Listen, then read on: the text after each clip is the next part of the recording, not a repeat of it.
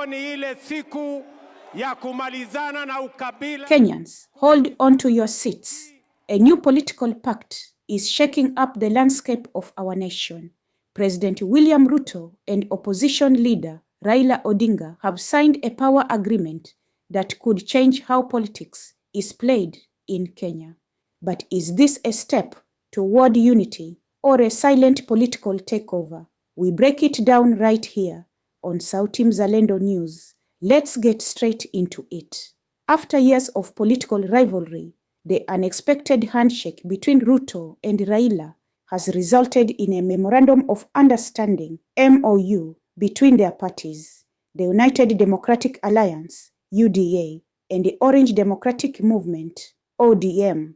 This agreement is being called a game changer. But what exactly does it mean for ordinary Kenyans?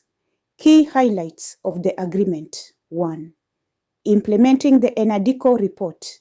The duo has agreed to push forward recommendations from the National Dialogue Committee report.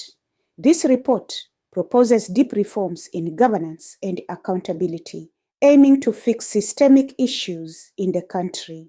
2. Inclusivity and minority representation. The Pact promises to give a voice to minority groups and enhance devolution, ensuring that local governments work better for the people.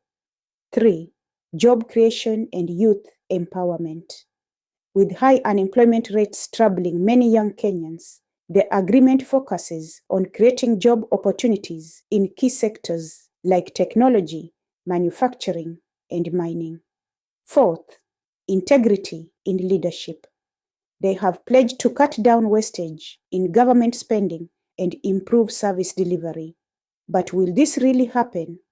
Or is it just another political promise? 5. Right to protest and rule of law. Kenyans have the right to peaceful protests, and the deal urges the police to handle demonstrations with fairness and professionalism.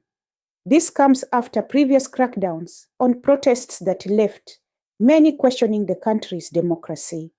6. Investigating national debt. An audit of Kenya's debt is on the table.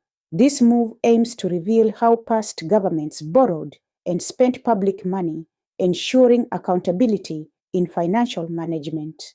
7. Strengthening the anti-corruption war. The Auditor General and the Controller of Budget will be empowered to tackle corruption more effectively. But the big question remains, will we finally see real action against the corrupt, or will it be business as usual? 8. Curbing government waste. The agreement stresses that public resources must be used wisely. This means fewer extravagant trips for government officials and more focus on delivering services to the people.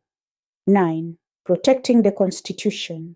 Both leaders have vowed to safeguard Kenya's constitution, ensuring democracy and human rights remain protected. What this means for Kenya? This agreement could bring stability and cooperation between the government and opposition, something Kenya hasn't seen in years. If implemented well, it could solve some of our country's biggest problems.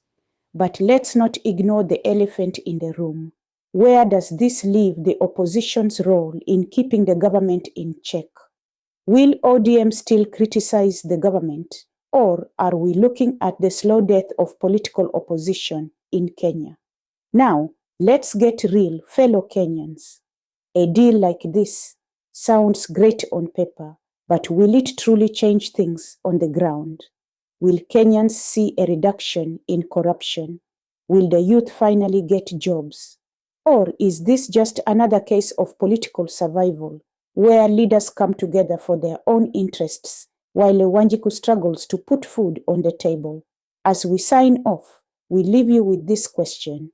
Is this power deal for the people, or just another handshake for the elite? Let us know your thoughts. We'll be back with more, right here on Sauti Mzalendo News. Wale wanasema tuungane jameni, nione kwa mkono.